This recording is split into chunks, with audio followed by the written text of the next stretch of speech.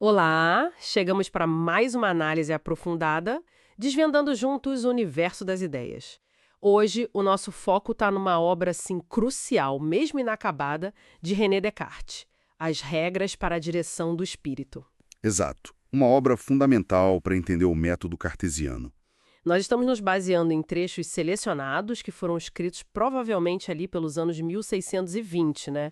Um texto com uma história bem. Complexa. Com certeza. Chegou pra gente mais pela edição de Adam e Tannehill principalmente. E a nossa missão aqui é, entender mesmo o método cartesiano para guiar a mente até a verdade, explorando as regras I a 21.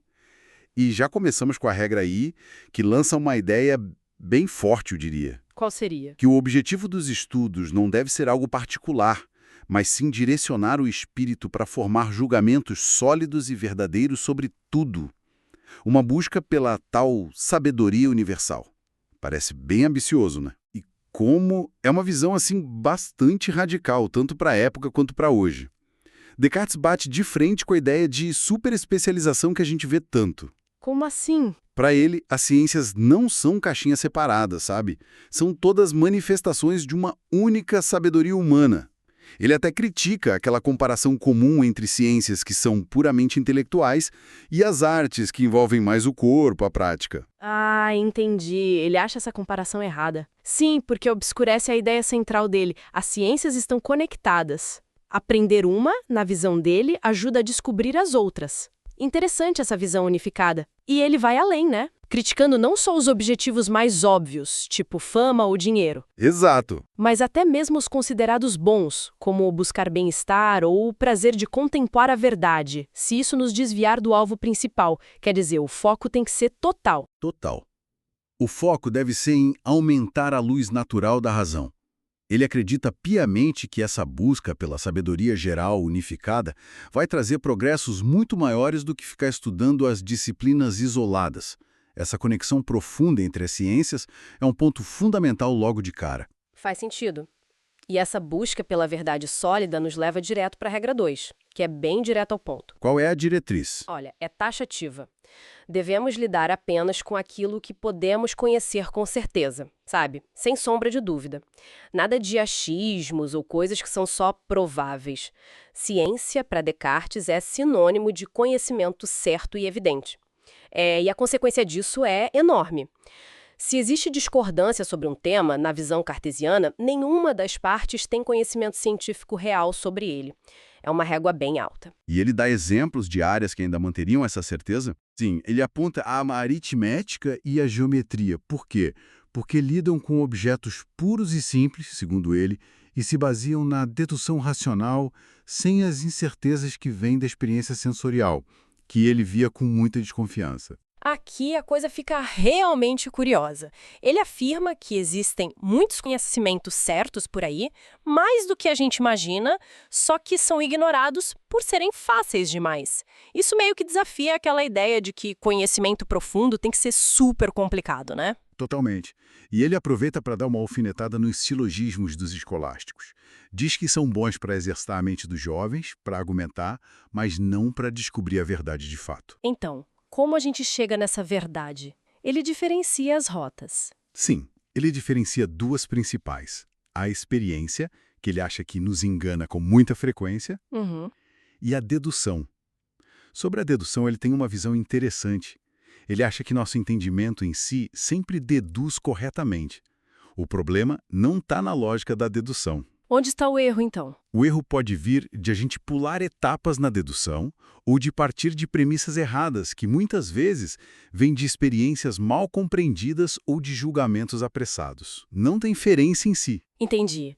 A meta, então, é buscar em todas as áreas aquela mesma certeza que a gente encontra na matemática? Exatamente essa. A certeza da aritmética e da geometria como o padrão ouro. Ok. Então, se o objetivo é a certeza e as ferramentas são a experiência, usada com muita cautela, e a dedução. A regra 3 explica como usar essas ferramentas de forma mais concreta. E o que ela diz? Não é lendo tudo que os outros escreveram, nem confiando nas próprias suspeitas ou conjecturas, mas sim através da intuição clara e evidente ou da dedução certa. Ele até alerta que ler os antigos pode ser útil, claro, mas também é perigoso, Perigoso por quê? pelo risco de absorver erros deles, ou porque às vezes eles usavam argumentos muito sutis para defender opiniões controversas, ou até porque poderiam esconder parte do que descobriram. Faz sentido. E aí ele define esses dois atos cruciais do nosso entendimento, né? A intuição e a dedução. Isso. Como ele define a intuição? Porque não é um palpite, né? De forma alguma. Intuição, para ele, é o conceito que uma mente pura e atenta forma com tanta facilidade e distinção que não resta absolutamente nenhuma dúvida sobre aquilo que compreendemos. É algo que nasce da própria luz da razão. Pode dar exemplos. Claro. Exemplos simples que ele mesmo usa. Eu existo, eu penso, ou que um triângulo é limitado por 3 linhas. São verdades que a gente vê intelectualmente de forma direta e imediata. Não tem a ver com a convicção que vem dos sentidos, nem com a imaginação. Claro, como cristal. E a dedução. A dedução é tudo aquilo que se conclui necessariamente a partir de outras coisas conhecidas com certeza. A gente precisa dela para chegar em verdades que não são óbvias de imediato, que não são evidentes por si só. Então ela envolve um processo. Sim, ela envolve um certo movimento ou encadeamento do pensamento, ligando uma coisa a outra. Por isso, ela depende da memória para a gente não perder o fio da meada. Diferente da intuição, que é essa evidência presente e atual. E como elas se relacionam? Os princípios básicos, os pontos de partida a gente conhece só por intuição. As conclusões mais remotas, que exigem muitos passos, a gente alcança só por dedução. E algumas conclusões mais imediatas a gente pode até alcançar das duas formas. Entendido. Intuição e dedução são as estrelas do show. Mas como organizar essa busca pela verdade? Aí entra a regra 4. A necessidade de um método. Ah, o famoso método cartesiano. Exato. Ele critica muito a abordagem caótica, a curiosidade que atira para todo lado. Ele tem uma comparação ótima. Qual? Ele compara estudar sem método a vaguear pelas praças procurando um tesouro perdido que alguém poderia ter deixado cair por acaso.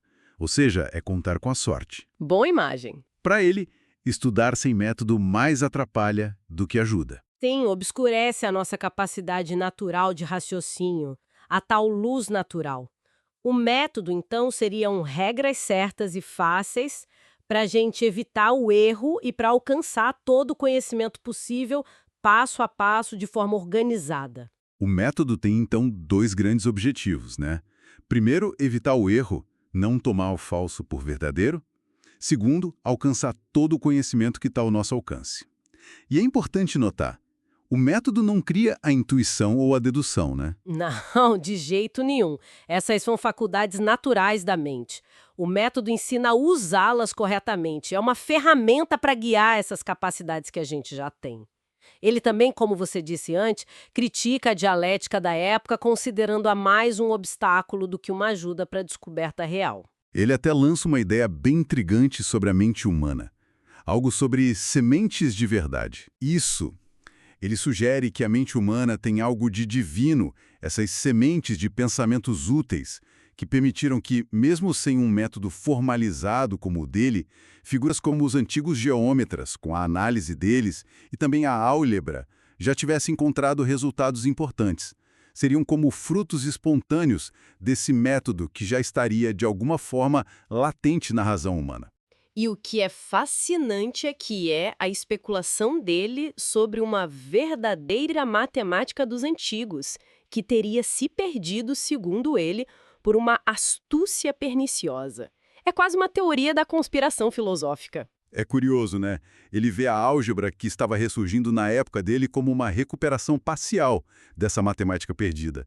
E aí ele propõe a sua própria matemática universal. O que seria essa matemática universal? Seria a ciência fundamental da ordem e da medida.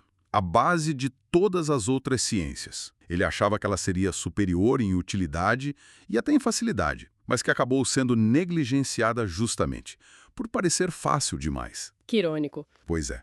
E por isso, ele decide que o primeiro passo na sua própria jornada intelectual é cultivar essa ciência geral da ordem e da medida. Ok, então temos as bases lançadas. O objetivo, sabedoria universal, O critério, certeza, as ferramentas, intuição e dedução, e a necessidade de um guia, o método. Agora, ele começa a detalhar como esse método funciona na prática. A regra V foca na ordem e disposição. Qual é a essência dela? É reduzir gradualmente o que é complexo e obscuro até chegar ao mais simples. E depois, partindo da intuição clara desse simples, subir de volta pelos mesmos degraus até o conhecimento de todo o resto. Ele usa a analogia do fio de Teseu para não se perder no labirinto do problema. A ordem é vital, sem dúvida. Mas ele mesmo admite que nem sempre é óbvio qual é a ordem correta a seguir numa investigação, não é? Exatamente. Por isso, ele diz que a regra seguinte é tão importante, porque ela vai nos ensinar como identificar e organizar essa sequência do simples para o complexo. Fica a pergunta: como a gente sabe o que vem antes do quê na hora de investigar? É a pergunta-chave. E a regra 6 entrega o que ele chama de o principal segredo da arte. Qual é? Precisamos distinguir o que é mais simples do que é complexo e organizar tudo em séries. Séries? Como assim? Não é para seguir categorias filosóficas prontas, tipo substância, acidente, mas sim organizar pela ordem em que uma coisa pode ser conhecida a partir da outra. O truque é achar o ponto de partida mais simples em cada série e entender como as outras coisas se relacionam com ele, qual a distância delas até esse ponto simples. Ah, e aqui entram aqueles dois conceitos-chave dele, o absoluto e o relativo. Isso. Explica pra gente. O absoluto é aquilo que contém a natureza pura e simples que a gente está investigando. É o independente, a causa, em certo sentido. O simples, o universal. É o ponto mais fácil para começar a resolver a questão. E o relativo? O relativo é aquilo que participa da natureza do absoluto, ou dos elementos dele, mas que adiciona outras relações. É o dependente, o efeito, o composto, o particular. Quanto mais relações uma coisa envolve, mais relativa ela é e mais distante ela está daquele ponto de partida absoluto na série. Mas ele faz uma ressalva importante, né? O que é absoluto ou relativo não é fixo, depende do ponto de vista da investigação. Exatamente. Uma causa é filosoficamente relativa ao seu efeito, mas na hora de investigar um problema, talvez a gente precise entender a causa antes do efeito. Nesse caso, a causa se torna o ponto de partida absoluto daquela análise específica. A regra manda identificar essas relações e a ordem natural delas para a nossa investigação. E o objetivo final é isolar as tais naturezas puras e simples. Isso, aquelas que a gente conhece por intuição direta. E depois ver como as coisas mais complexas são formadas a partir da composição delas. Ele até sugere um exercício mental interessante. Qual? Pegar coisas bem pequenas, bem simples, que a gente já entendeu bem, e ficar refletindo sobre elas para treinar essa capacidade de ver as relações. E tem aquele exemplo ótimo das proporções contínuas, né? 3, 6, 12, 24, 48. Perfeito para ilustrar. Ele mostra como a complexidade aumenta. Achar o próximo termo na série, dado 3 e 6, achar 12, é mais fácil. Achar o termo do meio, dado 3 e 12, achar 6, já exige considerar duas coisas e a relação entre elas. E achar dois termos no meio, dado 3 e 24, achar 6 e 12, é ainda mais difícil. Exato, porque você tem que considerar três coisas ao mesmo tempo, os extremos e a relação dupla que você procura. A complexidade cresce com o número de relações simultâneas. E a sacada dele é mostrar como simplificar isso, né? Reduzindo um problema que parece complexo, tipo achar várias médias proporcionais, em passos menores e mais simples. Achar uma média de cada vez. Perfeito! Buscar a média entre 3 e 48 dá 12. Depois, entre 3 e 12, dá 6. Depois, entre 12 e 48, dá 24. Achou as três médias, 6, 12 e 24. Quebrando o problema. Essa análise da complexidade e a estratégia de redução ao simples são o coração do método dele. Ok, temos a ordem. Mas, e quando a cadeia de deduções fica muito longa? A memória falha, né? A regra 7 trata disso, a enumeração suficiente e metódica. Como ela ajuda com a memória? Para compensar a fraqueza da memória, ele recomenda um movimento contínuo do pensamento. O que é isso? É percorrer a cadeia de deduções várias vezes, mentalmente, sem interrupção, até que a gente consiga quase intuir a conexão do início ao fim de uma só vez, como se visse o todo. Ah, entendi. E a enumeração serve para quê, então?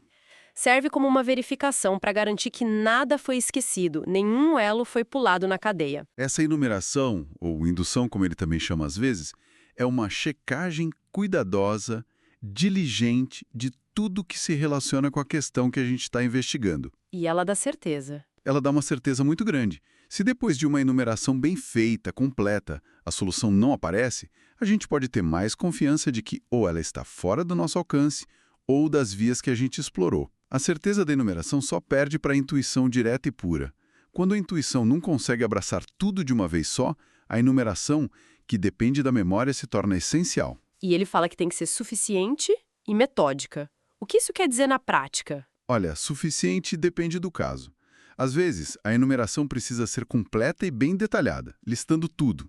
Por exemplo, todos os tipos de seres corporais, se fosse o caso. Ok. Outras vezes pode ser completa, mas sem tanto detalhe. Por exemplo, agrupar todos os corpos para mostrar que a alma é diferente deles, sem precisar detalhar cada tipo de corpo. E às vezes, nem completa, nem detalhada já basta. Por exemplo, inferir uma propriedade geral de figuras geométricas a partir de alguns exemplos bem escolhidos. E metódica. Metódica significa que tem que ser organizada para ser eficiente e para a gente não se perder ou repetir coisas. O exemplo do anagrama que ele dá é bom. Se você não tem uma ordem para testar as combinações de letras, vira uma bagunça. Ter um método para enumerar evita isso. As regras V, ordem, 6, simples complexo e 7, enumeração, trabalham juntas, são um trio inseparável. Agora, um momento de pé no chão, talvez. Na regra 8, pare se não puder intuir. Essa é importante. Se na nossa investigação a gente chegar num ponto que o entendimento não consegue captar com clareza e certeza suficientes, a recomendação é: pare ali. Não adianta forçar, não adianta gastar energia à toa. Reconhecer o limite também é parte do método. Exatamente. Isso vem direto da regra 2, da busca pela certeza. Não é só para economizar esforço, é um ato de honestidade intelectual. Saber que algo não pode ser conhecido, seja pela natureza da própria questão ou pelos limites da nossa condição humana, também é um tipo de conhecimento, um conhecimento útil. Ele dá algum exemplo? Sim, o da linha anaclástica. É a curva que descreve a refração da luz ao passar de um meio para outro. Para entendê-la completamente, a gente precisaria saber a relação exata entre o ângulo de incidência e o de refração. E isso, para ele, pertence à física. Depende de experimentos, não só da matemática pura que ele busca intuir diretamente a partir de natureza simples. Então, tentar resolver isso consultando opiniões de filósofos ou fazendo experimentos sem uma base dedutiva clara, Seria quebrar a regra 3, que manda buscar a intuição ou a dedução certa. Seria confiar em fontes incertas. Então, nesse ponto, o matemático deveria parar, reconhecer que depende de um dado da física. E ele aplica essa ideia de reconhecer limites à investigação mais fundamental de todas, né?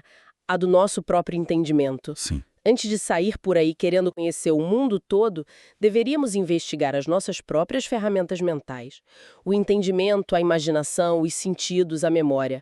Entender como eles funcionam, onde eles podem nos enganar, quais são seus limites. A analogia do ferreiro. É perfeita. Não adianta tentar fazer trabalhos super complexos sem antes forjar e conhecer bem as próprias ferramentas. Conhecer os limites da nossa razão é algo valioso e satisfatório para quem é sensato. O método, no fim das contas, serve tanto para tornar o conhecimento acessível quanto para mostrar onde estão as barreiras que a gente não consegue ultrapassar. Ok, então para afiar essas ferramentas mentais, a regra 9 aconselha: foque no simples e fácil. Parece contraintuitivo, né? Um pouco. A ideia é direcionar a atenção, a acuidade do espírito, para as coisas mínimas, as mais fáceis de entender, e ficar nelas até que a intuição seja totalmente clara e distinta. Ele compara com a visão. A gente foca melhor num ponto específico do que tentando ver tudo de uma vez, disperso. E ele critica quem só gosta do que é difícil. E critica. Critica quem só admira raciocínios sublimes, complicados, sem examiná-los de perto para ver se são realmente sólidos. A ideia por trás é que a verdade em si não é mais difícil no obscuro do que no simples. O ato de ver a verdade com a mente é o mesmo. O que muda é o caminho para chegar lá. Cultivar o hábito de focar em poucas coisas simples de cada vez, mas com clareza total, desenvolve a capacidade de, depois, penetrar nas questões mais complexas. E ele dá exemplos práticos disso. Dá sim. Quer entender como funciona a ação à distância? Não comece pensando no magnetismo ou na luz, que são complexos. Comece pensando em como uma pedra move outra numa alavanca, ou como a força passa por um bastão. Algo local e mais simples. Outro exemplo. Quer entender como uma única causa pode ter efeitos opostos? Não comece pensando em remédios complicados ou na influência da lua. Comece pensando numa balança simples. Vá do mais fácil para o mais difícil. Faz sentido. E como treinar essa habilidade de focar no simples e ver claro? A regra X dá a dica. Exercite-se buscando o que já foi encontrado e explorando artes ordenadas. O que isso significa? Refazer descobertas que outros já fizeram, mas por conta própria, para entender o caminho. E também analisar metodicamente artes e ofícios que tenham uma ordem clara, mesmo os mais simples, tipo tecelagem, bordado ou até jogos com números, como aritmética. Ele mesmo fazia isso. Ele confessa que sentia mais prazer em descobrir algo por si mesmo, mesmo que simples, do que simplesmente aprendendo dos outros. A lição é: comece pelo fácil, não vá direto para o mais árduo. Mas o ponto-chave aí é a descoberta autônoma da ordem nessas atividades, certo? Não é só fazer a arte ou o ofício. Exatamente. É entender ou inventar a ordem por trás. A criptografia, que ele menciona, é um bom exemplo. Você tem que imaginar uma ordem possível, uma regra, para conseguir decifrar a mensagem. Não é só ficar chutando. E ele adverte contra ficar tentando adivinhar sem método. Ele acha que isso enfraquece a mente, nos acostuma com o acaso. Começar aplicando o método no fácil nos prepara para verdades mais profundas depois. E mais uma vez ele critica a dialética formal. Dizendo que ela não ajuda a descobrir. Isso. Que ela serve mais para explicar o que a gente já sabe, tipo retórica, mas não para encontrar coisas novas. O foco do método cartesiano é manter a razão atenta e ativa na própria descoberta. Ok, então depois de intuir o simples e deduzir o próximo passo, como garantir que a gente não se perca em cadeias longas de raciocínio onde a memória pode falhar? Aí vem a regra 11. Reforce as deduções com revisão contínua e concepção simultânea. Parecia um aprofundamento da regra 7 sobre enumeração. É um pouco isso. A ideia é percorrer a cadeia de deduções mentalmente, várias vezes, como na enumeração. Mas aqui o foco é também refletir sobre as relações mútuas entre os passos, até conseguir abranger vários elos de forma distinta ao mesmo tempo. Então é para tentar transformar a sequência da dedução em algo mais próximo de uma intuição do todo? Exato, como se o movimento da dedução resultasse numa visão mais estática e simultânea. Isso deixaria o conhecimento mais seguro, mais certo e, segundo ele, aumentaria a capacidade da própria mente, a rapidez do pensamento. Essa regra acaba conectando de forma bem explícita a intuição, o ver claro, com a dedução e a enumeração, o percorrer a cadeia. Os benefícios são claros. Fortalece a memória, que é crucial para raciocínios longos, tipo ligar o ponto A ao E numa cadeia ABCDE. Isso aumenta a capacidade e a rapidez da mente. E nos treina a distinguir melhor os graus de complexidade, o que é mais relativo, o que é mais absoluto e como reduzir tudo ao mais simples. O exemplo das proporções volta aqui. Perceber por que achar médias proporcionais é mais difícil nos ajuda a encontrar a forma mais simples de resolver o problema. Tudo o que foi dito sobre como preparar a mente para a busca da verdade. É uma regra bem densa, né? Muito. Ela manda usar todos os nossos recursos, o entendimento, a imaginação, os sentidos, a memória, de forma integrada. Para quê? Basicamente para 3 coisas. 1. Ter intuição distinta das proposições simples. 2. Conseguir ligar o que a gente já conhece com aquilo que a gente busca descobrir. E 3. Encontrar coisas que possam ser comparadas entre si para resolver o problema. Parece um resumo do que veio antes. É um resumo e um aprofundamento. Ela se divide em 2 grandes partes. Primeiro, analisar quem conhece, nós mesmos, nossa mente e suas faculdades. E segundo, analisar o que pode ser conhecido, os objetos do conhecimento. Vamos pela primeira parte? Nós mesmos. O que ele diz? Ele reforça que só o entendimento puro alcança a ciência de verdade. Mas ele admite que o entendimento é ajudado ou às vezes atrapalhado pela imaginação, pelos sentidos e pela memória. E aqui ele faz algo muito interessante. Ele propõe um modelo de como isso funcionaria. O modelo da interação mente-corpo. Exatamente. Ele mesmo diz que não é para tomar como a verdade absoluta sobre como o cérebro e a mente funcionam, mas como uma ferramenta útil para a gente pensar sobre essa interação e usar melhor nossas faculdades. E como é esse modelo, de forma resumida? Bom, imagine assim. Os sentidos externos, tato, visão, etc., recebem uma figura ou impressão do objeto. Ele usa a analogia da cera que recebe a marca de um selo. Ok. Essa figura vai instantaneamente para o que ele chama de sentido comum, que unifica as informações dos vários sentidos. Daí, vai para a fantasia ou imaginação. Essa fantasia ele localiza no cérebro como uma parte do corpo, e ela seria capaz de receber e armazenar essas figuras. Seria a base da memória física, corporal. E essa fantasia pode agir. Sim, ela pode mover os nervos, que ele chama de força motriz. Isso explicaria os movimentos dos animais, que teriam só essa fantasia corporal, e também as operações humanas que não são puramente racionais. E onde entra a mente? O espírito. Aí entra a força cognoscente, que é o espírito, a mente propriamente dita. Ela é puramente espiritual, distinta do corpo e única. Ela pode fazer várias coisas: interagir com a fantasia para receber as figuras dos sentidos, ou para acessar a memória corporal, ou para formar novas ideias e imagens, imaginar, conceber. Mas ela também pode agir sozinha, sem depender de imagens da fantasia, que é quando ela funciona como entendimento puro. Então, o espírito é a mesma coisa que entendimento, imaginação, memória. Ele diz que é a mesma força espiritual única, que realiza todas essas funções. Às vezes a chamamos de entendimento, às vezes de imaginação, etc., dependendo de com o que ela está interagindo. O uso correto, segundo ele, seria usar a imaginação e os sentidos como um suporte para entender coisas materiais, formando uma ideia clara na fantasia, mas tentar se livrar deles, afastar a mente deles, para entender coisas puramente intelectuais, que não têm imagem. É uma tentativa bem detalhada de mapear a cognição para a época, e sobre os objetos do conhecimento, a segunda parte da regra, aí ele os divide em dois tipos principais: as naturezas simples e as naturezas compostas. Naturezas simples são os blocos básicos de construção do conhecimento. Exatamente. São os átomos do conhecimento, aquilo que a gente entende de forma clara e distinta sem poder dividir mais pelo pensamento.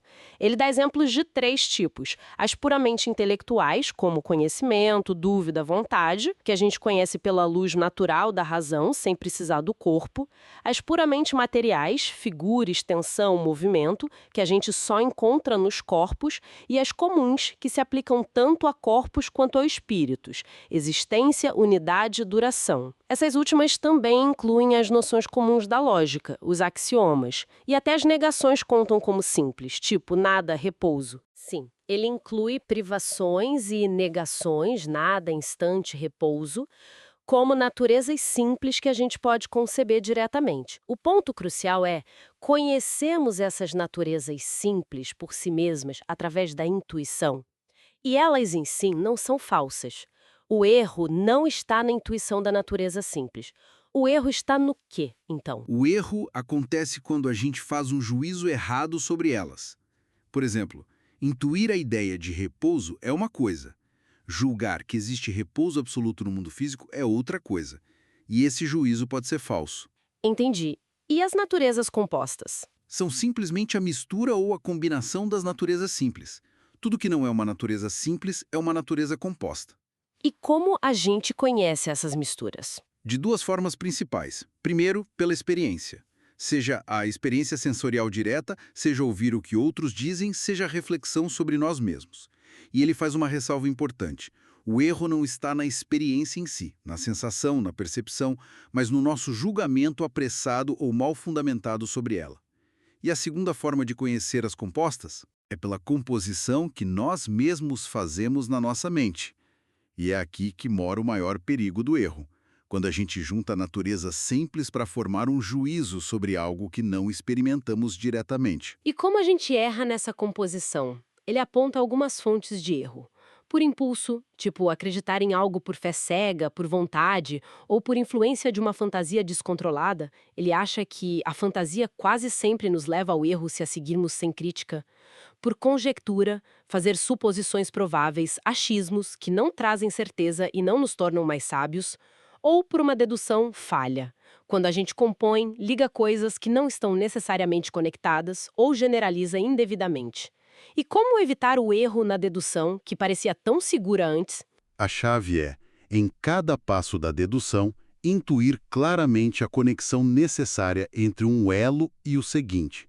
Se não houver essa intuição da necessidade da ligação, a dedução não é segura. Nossa, essa regra 12 é realmente um divisor de águas.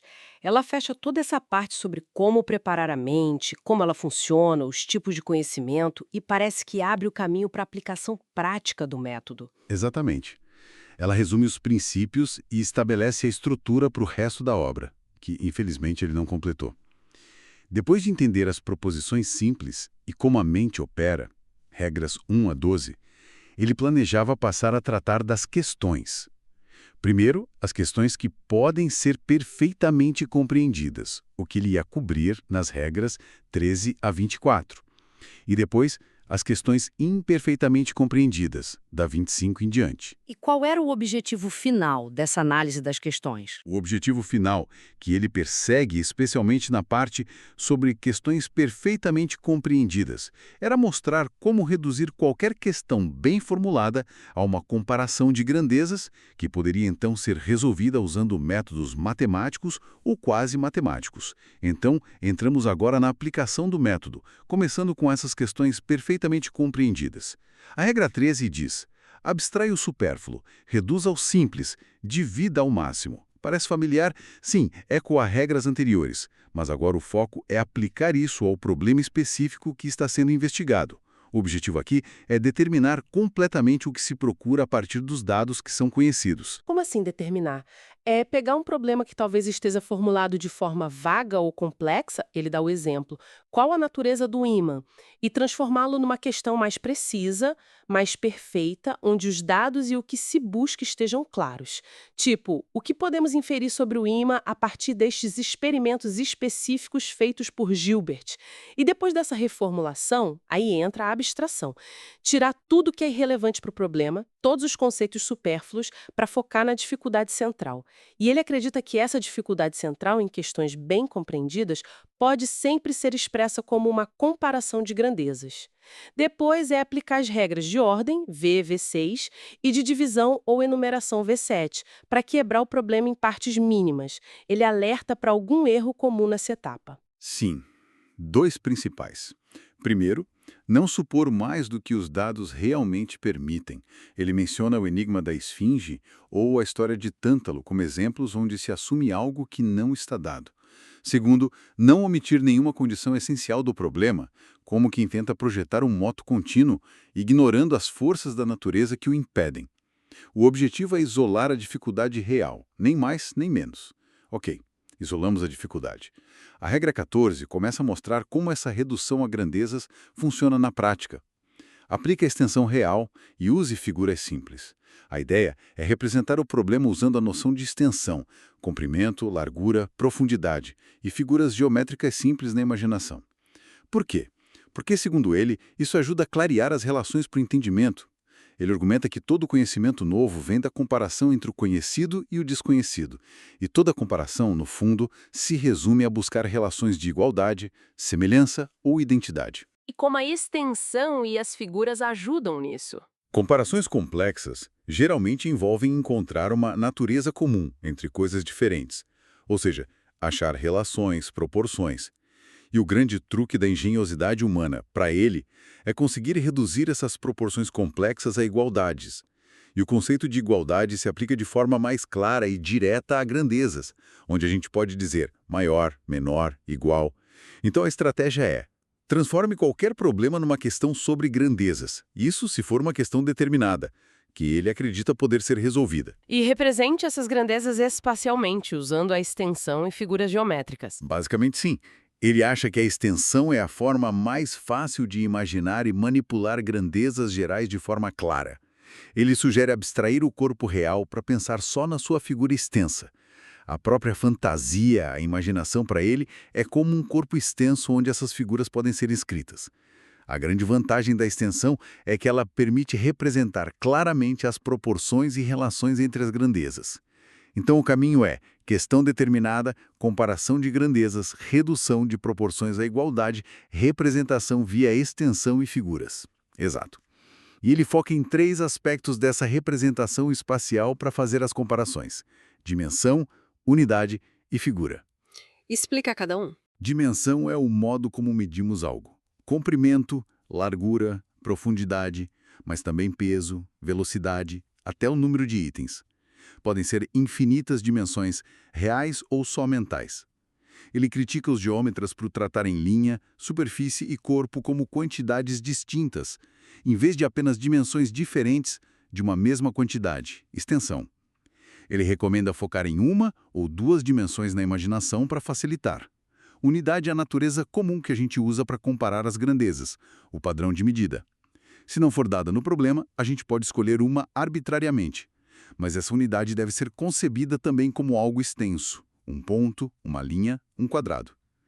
Figura é o que a gente usa na imaginação para representar as diferentes relações ou proporções entre as grandezas. Ele recomenda usar as figuras mais simples possíveis, retângulos e linhas retas. Complicado, mas faz sentido dentro da lógica dele. As próximas 2 regras parecem bem práticas nesse sentido de usar figuras. Regra 15. Desenhe as figuras. Ajuda a apresentar aos sentidos externos e a manter o pensamento atento. É uma dica operacional direta. Usar o papel e a caneta para ajudar a imaginação e a memória. Ele até detalha como representar diferentes coisas. Uma unidade com um quadrado, ou linha, ou ponto, termos com 2 grandezas com um retângulo, termos com uma só grandeza, um retângulo de largura unitária, ou só uma linha, ou pontos. E a regra 16, use notações breves. Para aquilo que não requer atenção imediata da mente, mas que é necessário para chegar à conclusão, tipo as quantidades dadas ou as incógnitas. Usar símbolos curtos como letras e números, em vez de figuras inteiras ou palavras. Para quê? Para evitar erros de memória e não distrair o foco do entendimento. Exato. São mais dicas operacionais. A escrita como um auxílio poderoso para a memória, que ele reconhece como falha. Letras para quantidades conhecidas, A, B, C, e desconhecidas, A, B, C. Números para indicar quantas vezes uma quantidade entra, prefixo, ou para indicar as relações ou potências. Sufixo como em 2A ao cubo, significando o dobro da grandeza A elevado à terceira potência, ou com 3 relações proporcionais. Quais as vantagens dessa notação? Economiza palavras, deixa tudo mais claro e simples e não sobrecarrega a mente com detalhes desnecessários. Ele faz questão de distinguir o método dele dos calculadores da época. O objetivo não é só fazer contas com números específicos, mas abstrair para manter as partes distintas e as relações claras. Ele prefere escrever raiz de A ao quadrado plus B ao quadrado do que calcular raiz de 81 plus 144 e obter 15 direto, pois a forma abstrata guarda a relação. E ele tem uma interpretação específica para as potências, né? A ao quadrado, ao cubo. Sim, ele interpreta geometricamente, como termos numa série de grandezas continuamente proporcionais, começando da unidade 1, A ao quadrado, A ao cubo e etc. Ele rejeita os nomes como raiz, quadrado, cubo, se eles levarem a imaginar figuras de dimensões diferentes. Ele quer que tudo seja representado primariamente como linha ou, no máximo, superfície e retângulo. E ele também nota que às vezes os números dados no problema podem simplificar as coisas. Sim, se os números revelarem alguma relação especial, como comensurabilidade, como no exemplo raiz 81 plus 144 igual a raiz 225 igual a 15, que mostra que as grandezas formam um triângulo retângulo com lados inteiros. E ele finaliza essa regra sugerindo a necessidade de manter um registro, um sumário ou caderno, para anotar os termos, as abstrações, as notações usadas. Bem organizado. Ok, com o problema bem formulado, representado por figuras e anotações, como proceder para realmente resolvê-lo. A regra 17 diz: percorra a dificuldade diretamente. O que isso quer dizer? Quer dizer para tratar inicialmente tanto os termos conhecidos quanto os desconhecidos da mesma forma, como se fossem todos dados, e examinar a interdependência entre eles usando raciocínios verdadeiros. Para que fazer isso? Essa regra introduz a estratégia para montar as equações que vão resolver o problema, que ele vai detalhar nas regras seguintes, 18 a 21. A ideia é encontrar o caminho direto da solução. Mesmo que o problema seja indireto, tipo, conhecemos os extremos de uma proporção e buscamos o meio, a tática é fingir que conhecemos o desconhecido, o meio, e ver como deduziríamos os conhecidos, os extremos, a partir dele. Ah, então é para encontrar a relação fundamental, a dependência. Exatamente. Assumir o desconhecido como conhecido permite encontrar essa via direta de dependência que vai ser a base para montar a equação ou as equações. E aí chegamos ao bloco final de regras que você mencionou, que tratam especificamente de como resolver essas equações que surgem da redução do problema. Regra 18. Apenas 4 operações são necessárias, que são: Adição, subtração, multiplicação e divisão. E ele ainda diz que muitas vezes é melhor adiar as duas últimas, multiplicação e divisão. interessante. Por que só 4 e por que adiar? Ele reduz tudo a essas 4, para manter a clareza. Adição e subtração servem para comparar grandezas que estão contidas umas nas outras, na mesma dimensão, digamos. Multiplicação e divisão entra quando a gente precisa relacionar grandezas de tipos diferentes ou encontrar proporções. Ele explica isso usando a ideia de graus numa série proporcional. E por que adiar multiplicação e divisão? Porque a multiplicação geralmente gera termos de grau superior, mais complexos. A divisão, que para ele inclui a extração de raízes, tende a reduzir o grau, a simplificar. E também porque, na representação geométrica dele, adição e subtração são fáceis, juntar ou tirar pedaços de linhas. Mas multiplicação e divisão envolvem construir ou decompor retângulos, o que pode ser mais complicado, e é melhor fazer só quando necessário, depois que as equações estiverem montadas. Entendi. E a regra 19, sobre formulação de equações. Essa diz que, usando esse método de percorrer a dificuldade diretamente, regra 17, a gente deve procurar tantas maneiras diferentes de expressar a mesma grandeza quantas forem as incógnitas que assumimos como conhecidas lá no começo. E isso vai dar? Isso vai gerar o mesmo número de comparações entre coisas iguais, ou seja, exatamente o número de equações independentes que a gente precisa para resolver o problema e encontrar o valor de todas as incógnitas. Ele mesmo admite que isso fica mais claro com exemplos que ele pretendia dar na regra 24. Ok, temos as equações. Regra 20 diz: resolva as operações adiadas. Quais operações? Aquelas que a regra 18 sugeriu adiar, principalmente multiplicação e divisão, incluindo extração de raízes. Agora é a hora de fazer as contas para simplificar as equações. Ele até sugere dar preferência à divisão sobre a multiplicação sempre que possível, provavelmente para simplificar os termos mais rapidamente, reduzir os graus das equações. Faz sentido. E, finalmente, a regra 21. Redução a uma única equação. Se a gente chegou a várias equações na regra 19, o objetivo agora é combiná-las e simplificá-las até chegar a uma única equação final. E que equação é essa? Tem que ser aquela que contenha a solução da dificuldade original, mas na sua forma mais simples possível. Ou seja, a equação final deve ser aquela cujos termos ocupam os menores graus na série de grandezas continuamente proporcionais que representa o problema. É chegar na essência matemática da solução. Ufa! Realmente, foi uma jornada e tanto por essas 21 regras. Que percurso! Desde definir aquele objetivo super ambicioso da sabedoria universal e da certeza absoluta lá nas primeiras regras, e a 4, Passando pelas ferramentas-chave da intuição e dedução e a insistência na necessidade de um método 3 e 4. Depois, detalhando toda a mecânica desse método, a ordem, a busca pelo simples, a enumeração para garantir que nada foi esquecido, 5 a V. Sem esquecer da preparação mental, do treino do foco, do reconhecimento honesto dos nossos limites, 8 a 11. E aquele modelo fascinante, mesmo que ele diga que é só um modelo de como a mente, a imaginação, os sentidos e a memória poderiam interagir. Regra 12.